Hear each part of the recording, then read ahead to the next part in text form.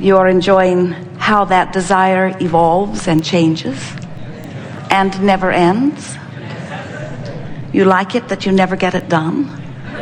That you never check the final thing off your list? There it's done. I wanted these things, I have achieved them, and now I am done. You don't get there, do you? And we want to let you know that we don't get there either. In other words, there is not an ending to life. That's why we call it eternal.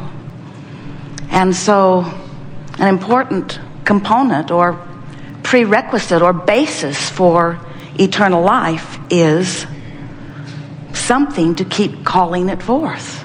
In other words, what can you think of that might continue to inspire eternal life?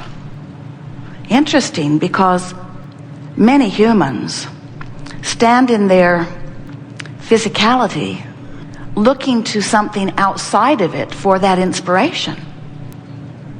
They seem to believe that what they call God, or what is soul or source or spirit, that what that is already so far out ahead of them that they can get all the inspiration that is ever needed from that already accomplished understanding. And we sort of get why human might think that, because clearly you look around your physical planet, and while you have become very productive, you are so good at what you do, you've become masters at so many things, still you have not launched another Earth into orbit. You can't even fathom scraping enough dirt together to do it.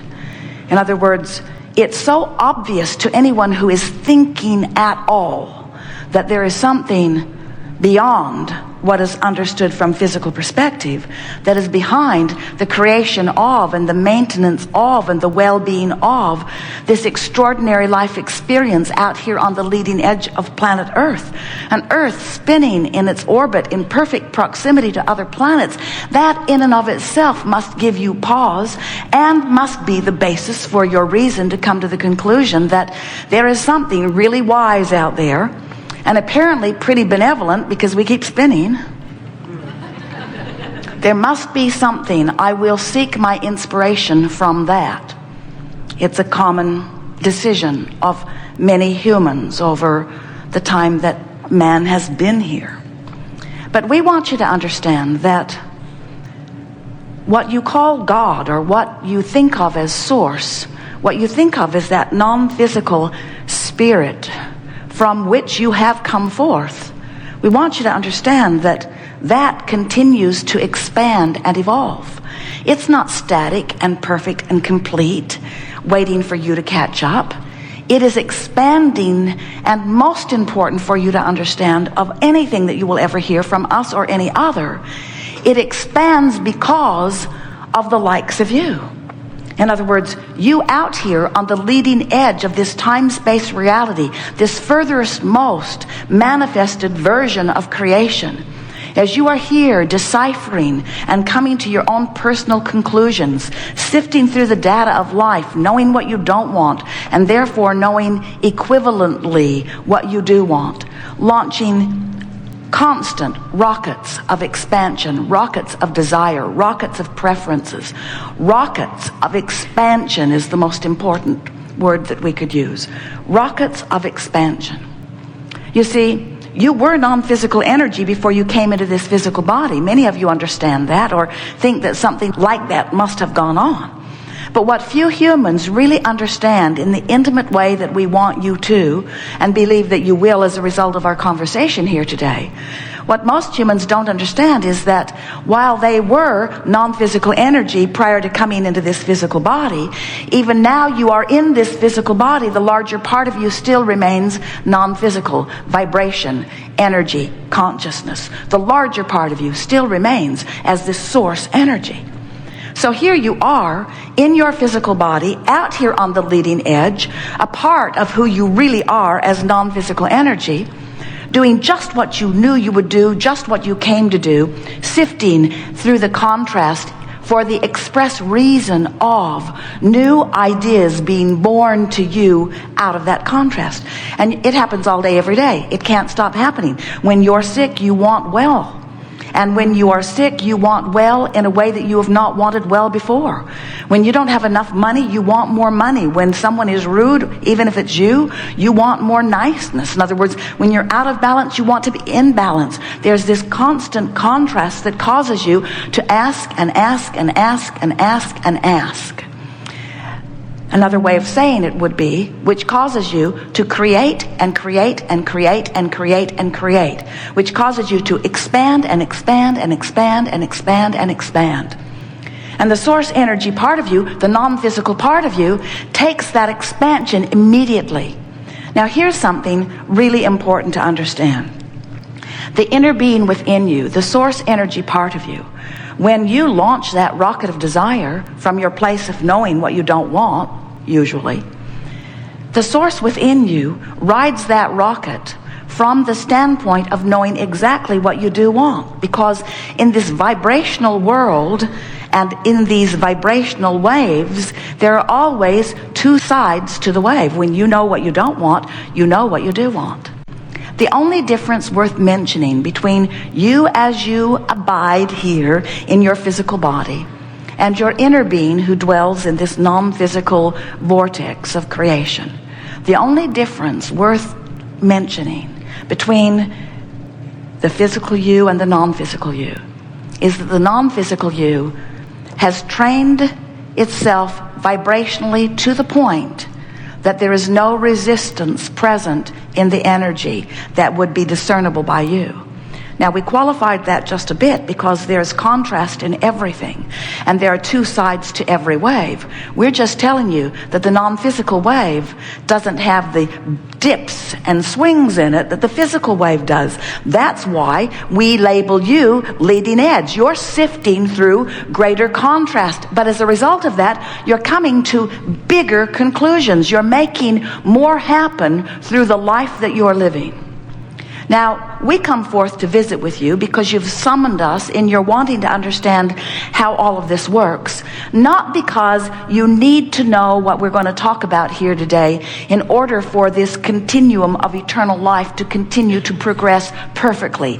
It will do that whether you know what you're going to come to know today or not. In other words, you're going to sift through contrast because you can't help it. And you're going to know what you don't want because you can't help it. And you're going to give birth to rockets of desire about what you would prefer because you can't help that. In other words, these are the natural consequences of sifting through contrast in a leading edge environment. All of that is going to take place whether you understand what we're going to talk about here today or not. But the difference that this conversation can make for you is that if you can get a handle on your understanding of how this creation works, and more important, of what your job of creation really is, if we can help you to understand, to know that you are sifting through contrast and causing an expanded version of you, and that expanded version of you stands in a vibrational frequency in this vortex of creation, if you can hear that, if you can know that, then for the first time in your life, you're going to know why you have emotions. Because your emotions, every single one of them, are indicators that let you know how aligned you are with this further expanded most version of you, or how misaligned you are, how much allowing you've got going on, or how much resistance you've got going on. This life is causing you and us to expand. But the difference between you and us is that when your life causes that expansion, we take it immediately. We hold the vibrational frequency of it because we've practiced the higher, less resistant frequencies, and it is natural and easy for us to do that. You, dear hearts, however, have not practiced the higher frequencies. You often beat the drum of what's gone wrong. You probe and poke at that problem in a justifiable attitude for way, way longer than is necessary and way, way longer than is helpful. And that's what we're going to talk about here today. We want you to adore the contrast. We all do. Some of you might say, well, sure, Abraham, you adore our contrast. Our contrast on which you get expansion. I think I get why you would like our contrast. We do. But we've come to help you like it too.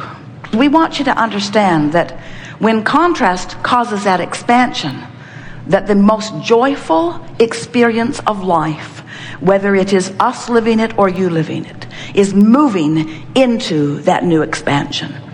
And we do it fast and quick. We do it instantaneously, and you can too. You don't have to linger in a justifying attitude.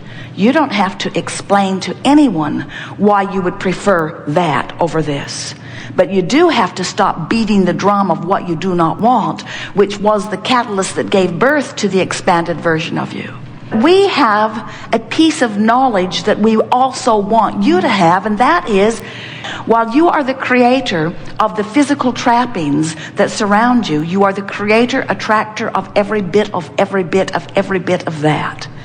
The most important thing that we want you to understand is that you are the creator of you. And you are more than the you that you have been taking credit for. You are the creator of the expansion of that which is you.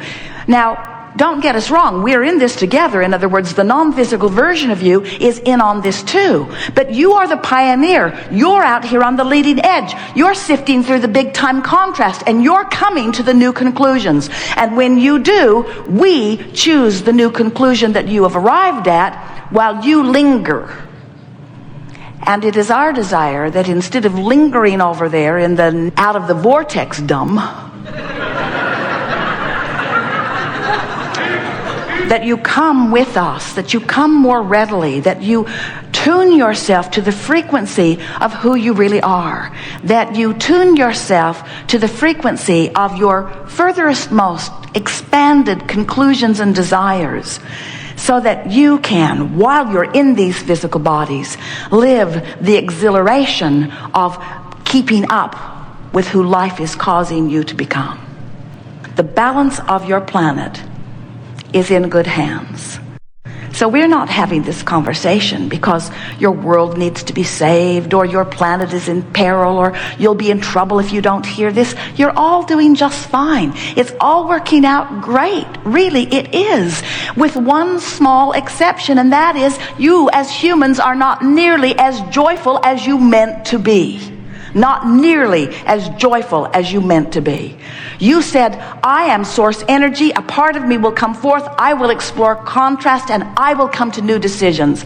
And when a new decision is born out of me, I will feel the birthing of it and a momentary feeling of enthusiasm. And then I will use all of my determination and my willpower and my ability to focus in the direction of my newfound expansion. And I will train myself into the frequency of that until that is my normal vibrational offering. And I know that law of attraction, as it always does, will wrap itself around me with cooperative components that are equivalent to the vibrational stance that I learn and practice and achieve. That's what you said. And you said, and the best part of it. Let's see, what's the best part? Being born? No, not really. Sifting through the contrast? No, not really. Giving birth to a rocket? Maybe, but not so much. The very best part of it is having expanded and knowing that I've expanded, because I can feel that I'm not up to speed with my expansion, and then doing something about changing my thought until I get in the groove of the expansion, and then feeling myself be drawn by law of attraction into the cooperative component of the vortex of creation. That's the best part, you said, again and again. And you know that because you're always looking for adventure. You love that thrill of coming into alignment. You adore the feeling of relief. You tense and agonize against negative stuff. In other words, you know that you want to feel good. The reason that you want every single thing that you want, there's no one who wants anything for any other reason than that they believe they will feel better in the having of it. And we want you to understand that it's not the having of the thing. It's not the having of the girl. It's not the having of the boy. It's not the having of the relationship. It's not the having of the car or the empire or the job or the money. It's not the having of those things that you are creating that makes you happy. It's the having of the vibrational alignment with who you are.